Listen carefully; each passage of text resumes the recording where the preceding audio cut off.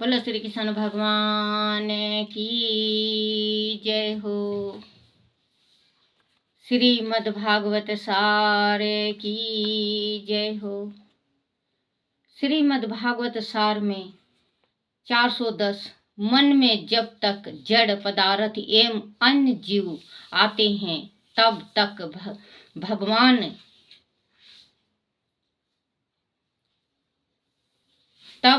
भगवान वह नहीं आते।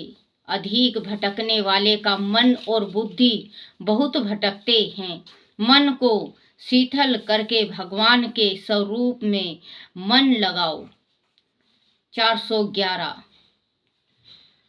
जिस दिन घर में झगड़ा हो जाए उस दिन घर से बाहर नहीं जाना। घर छोड़ने पर बाहर भी सुख नहीं मिलता। गृहस्थ धर्म श्रेष्ठ है। बच्चों, अगर आपके पति पत्नी में कभी भी लड़ाई हो जाए, तू में हो जाए, तो आप कृपा करके घर छोड़ के मत जाना। अगर आप घर छोड़ के जा रहे हो तो आप ये सोच लो कि बाहर भी आपको शांति नहीं मिलेगी, क्योंकि अगर आप घर छोड़ के बाहर गए, आपका दिमाग अपसेट है। आप आजमा के भी देख लेना बच्चों। अगर आप स्त्री हो चाहे पुरुष हो, अगर आप लड़के बाहर ऑफिस चले जाते हो, ऑफिस में लड़ाई होना ही होना है आपसे, चाहे किसी से हो जाए, चाहे किसी से भी हो जाए, रास्ते में हो जाए, बाहर हो जाए। कई बच्चों, जो गृहस्थी धर्म होता है, अगर मान लो आपका तू में हो गया है, 5 मिनट के बाद समझौता कर लो तो आप फायदे में रहोगे। नहीं तो बच्चों, आपको बहुत बड़ा, कहीं कहीं तो ऐसे भी देखने में आया है कि अगर इंसान लड़के चला जाता है घर से तो लौट के कभी नहीं आता। वो घर लौट के कभी नहीं आता, क्योंकि गुस्सा में इंसान क्या से क्या कर जाए वो इंसान सोच नहीं समझता। उसके सोचने का और समझने का थोड़ा ढंग बदल जाता है। तो बच्चों, कृपा करके कभी भी आपके घर माँ से, बहन से, भाई से, औरत से, आपकी पत्नी से, बच्चों से कभी भी लड़ाई हो जाए तो आपको कभी भी बाहर नहीं जाना चाहिए। आप घर में रहो। अगर आप बोलना नहीं चाहते तो 1 आध घंटा 2 घंटा के वास्ते आप एक कमरे में आराम से मौन व्रत ले लो। आप सोचोगे, समझोगे और करोगे तो लड़ाई खुद ही खत्म हो जाएगा। लड़ाई का सींग नहीं होता, लेकिन हम लोग सींग बना लेते हैं लड़ाई का। एक छोटी सी लड़ाई इंसान को इतना बड़ा दंड भुगतना पड़ता है उसको कि हद से बाहर। कहीं कहीं मैंने ये तक देखा है कि छोटी सी लड़ाई की वजह से पूरी गृहस्थी तहस नहस हो जाती है, क्योंकि जो आपकी पत्नी है वो मैके चली जाती है, आप शराब पीने लगते हैं, कबाब करने लगते हैं, गलत कार्य करने लगते हो, गृहस्थी पूरा गृहस्थी बर्बाद हो जाता है। तो आप बच्चों, अगर कभी भी आपके गृहस्थी में लड़ाई होता है, आपको कुछ नहीं कहना। आप जब पूरी लड़ लिए और आपका गुस्सा शांत नहीं हुआ, फिर भी ओम शांति शांति शांति, इस मंत्र को एकदम आंख बंद करके आप 3-4 दफे बोल के देखना बच्चों, आपका गुस्सा जो है छूमंतर हो जाएगा। क्योंकि बड़े बुजुर्ग ने कहा था कि अगर घर छां है तो बाहर छां है। अगर घर में छाएं है, अगर घर में किसी ने प्यार किया है तो बाहर भी है। अगर घर छां है तो बाहर छां है।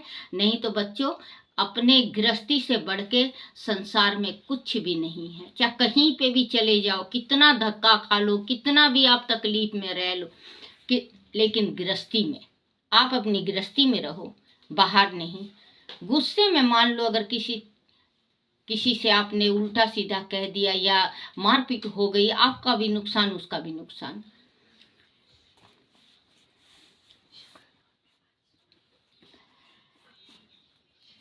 एक 111 जिस दिन घर में झगड़ा हो जाए उस दिन घर से बाहर नहीं जाना, घर छोड़ने पर बाहर भी सुख नहीं मिलता, गृहस्थल धर्म श्रेष्ठ है।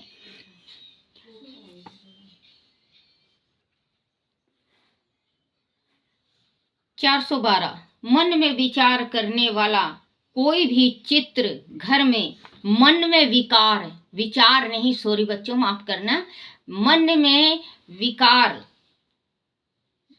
विकार करने वाला कोई भी चित्र घर में नहीं रखना चाहिए। उस चित्र के मन में होने से कृष्ण भजन में विघ्न होगा। अच्छे चित्र लगाएं, क्योंकि अगर आप भगवान का चित्र लगाते हो तो भगवान की कृपा होती है, और नहीं तो बच्चों आप अगर चित्र चाहे कोई सा भी लगा लो, आपको सिर्फ गलत भावना ही आएगा।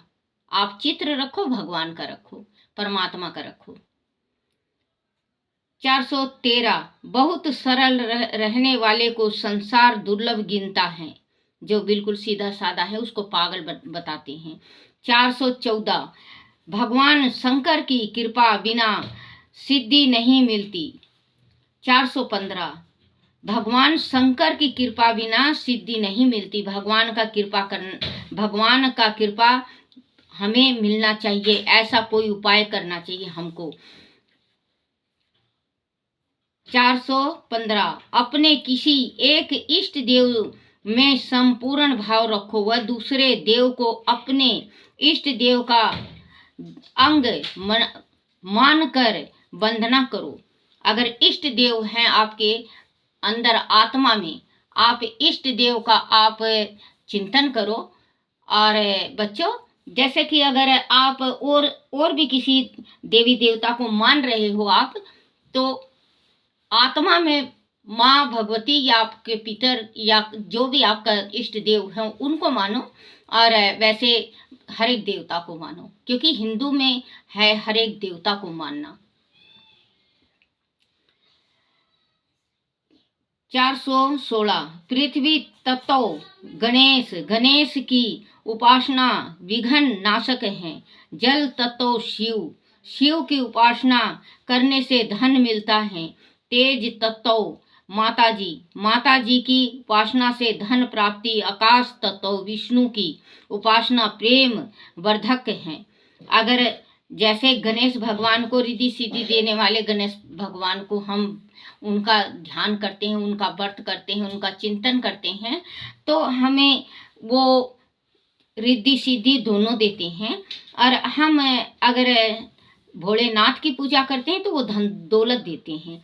और हमें माँ का जो पूजा पाठ करना चाहिए, व्रत करना चाहिए, माता का तेज, हमारे शरीर में जो तेज होता है उसका, वो माता जी का करना चाहिए। उपासन ध्यान प्राप्त। आकाश तत्व विष्णु की उपासना प्रेम वर्धक है। जो विष्णु भगवान का पूजन करता है, भक्ति करता है, पाठ करता है, प्रेम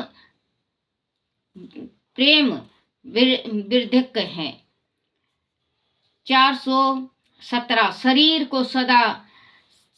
को सादा रखो, मात्र भस्म है एक मुट्ठी राख, इसे विशेष लाड प्यार एवं श्रृंगार मत करो।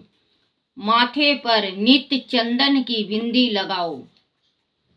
400 अगर माथे पे आप चंदन लगाते हो, चंदन से दो कार्य होता है बच्चों। एक, चंदन लगाते हो तो आपका जो गुस्सा दिमाग है वो शांत रहता है। या पीला या लाल चंदन नहीं, पीला या सफेद चंदन लगाया करो। सफेद चंदन से दिमाग शांत रहता है। इससे जो जिद्दी है, जो जिदेल है, गुस्से वाला है, जो किसी की बात नहीं मानता, अपनी चलाता है, उसको पीला चंदन लगाना चाहिए। और जो भगवान की भक्ति करता है, कृष्ण का करता है और प्रेम भासी है, उसको पीला चंदन लगाना चाहिए। और जो बिल्कुल शांत स्वभाव का है, वो अलछल नहीं करता और उसको ज़्यादा बोलना, कहीं पे जैसे बोलना हो वो बोल नहीं पाता, तो उसको लाल चंदन लगाना चाहिए। लाल चंदन से तेज दिमाग होता है। लाल चंदन जो लगाओगे तेज दिमाग होगा। सफेद चंदन से आपका दिमाग शीतल रहेगा और पीला चंदन से भक्ति बढ़ती है। आप ध्यान रखना, 3 चंदन होते हैं। तीनों चंदन अगर आप इस्तेमाल करते हो, तीनों चंदन आप इस्तेमाल करते हो तो शिव शंकर भगवान की कृपा होती है। जैसे चंदन लगाए आप 3 तिलक हमेशा लगाना चाहिए। जैसे कृष्ण भगवान का चंदन होता है, चंदन लगाने के बाद 3 बिंदी लगानी चाहिए।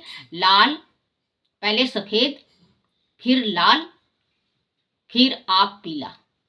आप लगा के देखो, देखना आप कहोगे कि हाँ दादी हम लगाए चंदन, हमारा आज बहुत दिमाग शांत है।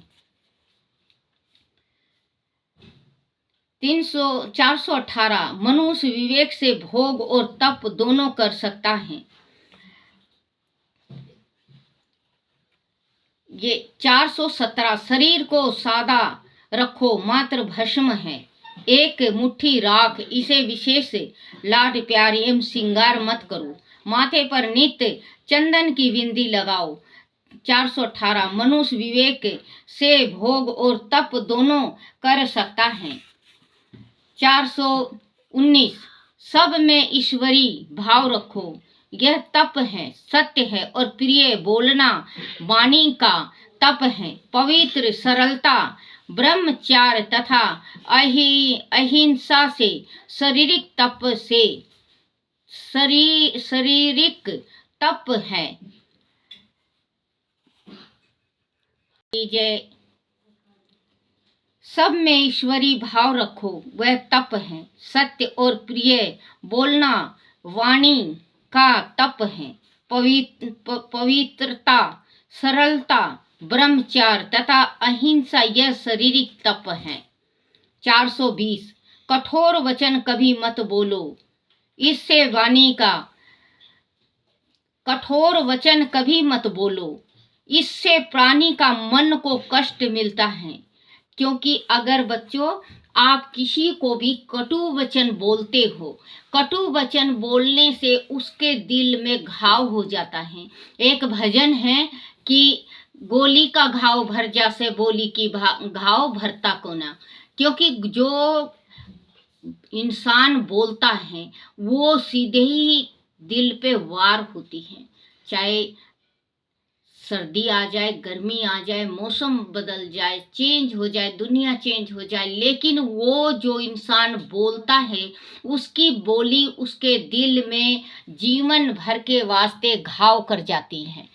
तो कभी भी आप अगर किसी को भी बोल रहे हो तो बोलने से पहले तोलो। क्योंकि किसी ने ये कहा है कि बच्चों संसार में अगर आप किसी चीज को भी अपनाते हो तो उसको छोड़ देते हो तो उसको फिर अपना लोगे, लेकिन 2 चीज ऐसी है संसार में, अगर आप छोड़ते हो तो दोबारा आता नहीं।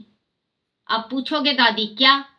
तो बच्चों एक जो तीर होता है कि कमान से अगर तीर निकल गया तो चोट लग के आती है, वो चोट लग के आएगी। और अगर जबान से बोली निकल गई तो हृदय में चोट करके ही जाती है।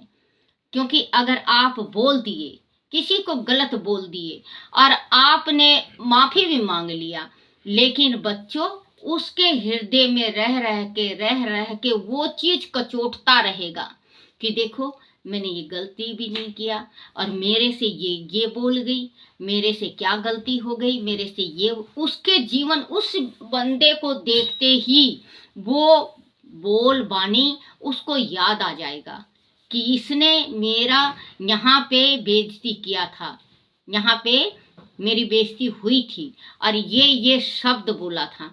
तो बच्चों बोलने से पहले तोलना चाहिए कि अगर मैं ये बोल रहा हूँ या बोल रही हूँ तो आप उसके दिल में, जो आप बोल रहे हो तो उसके दिल में दर्द तो नहीं होता।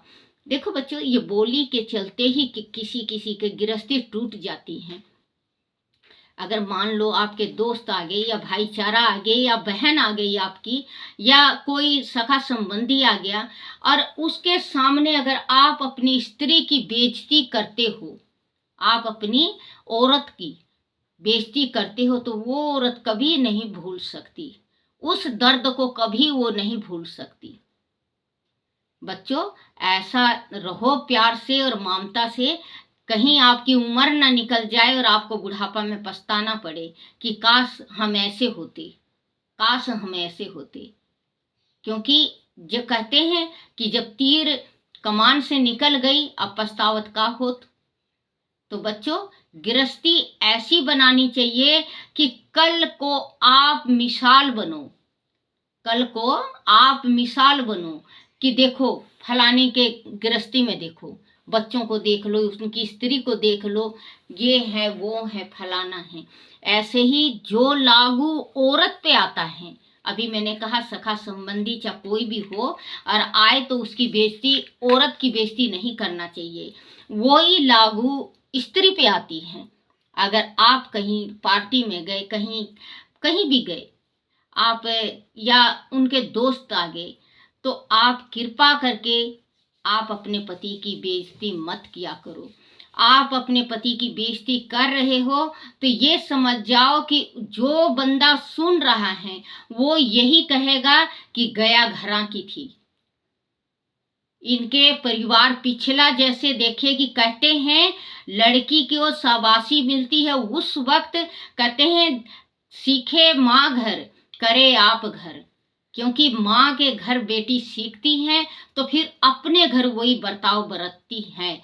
अगर आप पति पत्नी लड़ते रहोगे और आपकी बेटी समझदार है तो कल वो जाके अपने पति के साथ वही व्यवहार करेगी। किसी ने कहा बोले कि इनका खानदान मुझे पता है। बोले कैसे, तुम्हें कैसे पता, तुम तो गए भी नहीं। बोले गया हूं मैं। बोले गए ही नहीं। बोले गया तो नहीं लेकिन उनकी बेटी से तो मिला हूं। उनका परिवार ऐसा है, उनका परिवार बिल्कुल गया गुजरा है। तो बेटी से पहचान में आता है पीहर मई का। बेटी चाहे तो 3 पुश्त को बढ़ा सकती है, बेटी चाहे तो तीनों पुश्त को मिटा सकती है। मामे का घर का, बाप के घर का और अपने ससुराल का। बेटी के पल्ले जो पल्ला है, स्त्री का जो आंचल होता है, उसमें वो इज्जत बंधी हुई होती है।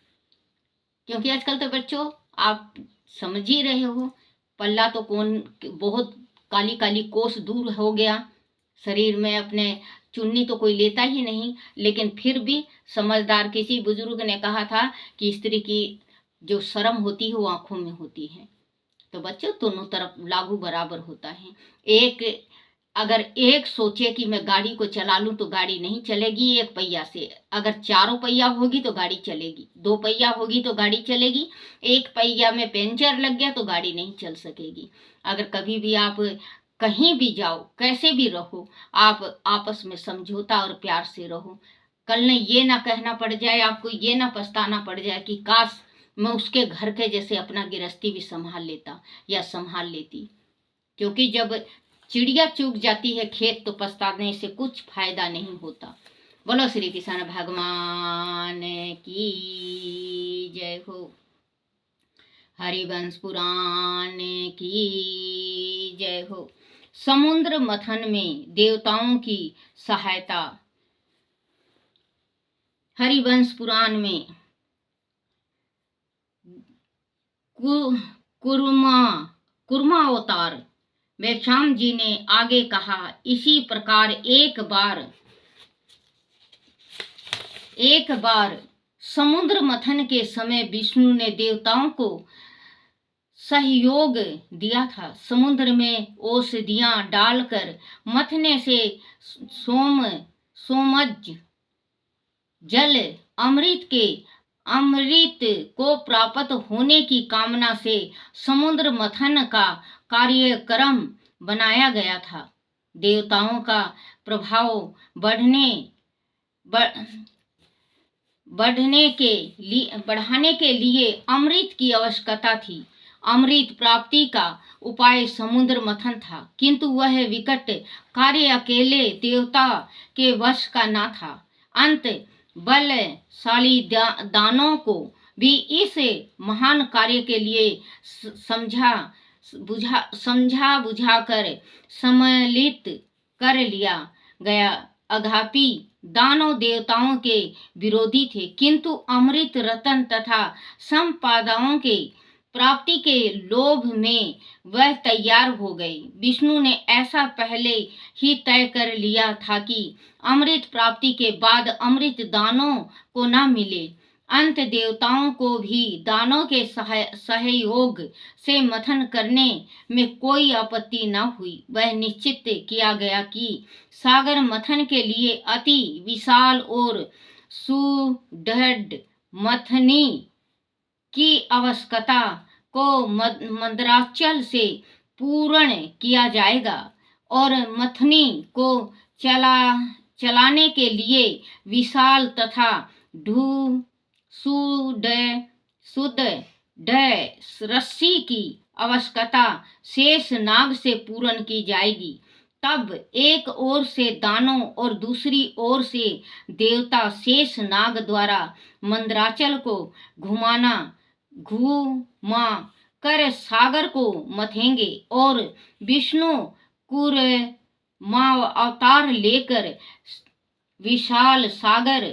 विशाल कछुए के रूप में अपनी विशाल पीठ के आधार पर मंदराचल पर्वत को धारण करेंगे। इस प्रकार उन दोनों ने 1000 बरस तक समुद्र को मथा। तब दानव शेषनाग के फनों की ओर होने से उनकी फुफकारों से निकलने वाले अग्नि से पीड़ित वह श्रमित होते रहे। देवताओं को पूंछ की ओर रहने से तथा ईश्वर की कृपा से मेघों की छाया मिल जाने के कारण विशेष कष्ट न हुआ। उस मंथन द्वारा सर्वप्रथम सागर के गर्भ से कालकूट नामक एक महाभयानक विष निकला, जिससे पूरा भूमंडल संतप्त होने लगा। तब आशुतोष शिव ने लोक कल्याण के लिए उस विष को अपने कंठ में धारण किया और नीलकंठ कहलाए। बाद में समुद्र में ऊंचे सर्वा ऐरावत, कस्तूरी, भाषिणी, धनतरी, वारुणी, लक्ष्मी, चंद्रमा और 18 महारत्न निकले, जिन्हें दैत्यों तथा देवताओं ने आपस में बांट लिया। अंत में सागर के गर्भ से अमृत निकला। तब वह अमृत दैत्यों द्वारा झपट लिया गया। विष्णु भगवान ने तब मोहिनी रूप धारण कर दैत्यों की मति को भ्रमित किया और अमृत कलश अपने अधिकार में ले लिया। अमृत वितरण का कार्य करते हुए मोहिनी रूपी विष्णु देवताओं को अमृत तथा दानों को मदिरा पिलाने लगे। विष्णु के इस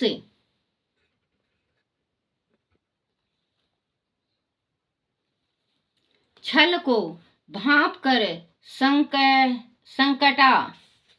सकटा का पुत्र और दानों का सेनापति महापराक्रमी राहु देवताओं की पंक्ति में गुप्त रूप से जा बैठा और अमृत प्राप्त कर लिया। तब सूर्य और चंद्रमा द्वारा पहचान लिए जाने पर विष्णु ने सुदर्शन चक्र से राहु का शीश काट दिया। हे राजन, तब तक राहु अमृत पान कर चुका था। अंत वह सिर कट जाने पर भी मरा नहीं, किंतु सुदर्शन चक्र के अमोघ होने के कारण उसका शीश उसके धड़ से जुड़ भी ना पाया। तब उस महाअसुर का शीश क्योंकि मुख द्वारा ही किसी को पहचाना जाता है, राहु कहा गया, और धड़ केतु, क्योंकि मुख के बाद पता का पहचान का कारण बनती है। बोलो श्री कृष्ण भगवान की जय। श्री कृष्ण गोविंद हरे मुरारी, हे नाथ नारायण वासुदेवाय, हे नाथ नारायण वासुदेवाय, हे नाथ नारायण वासुदेवाय। बोलो श्री कृष्ण भगवान की जय हो। अपने अपने माता पिता की जय, अपने अपने गुरुदेव महाराज की जय, विष्णु भगवान की जय हो।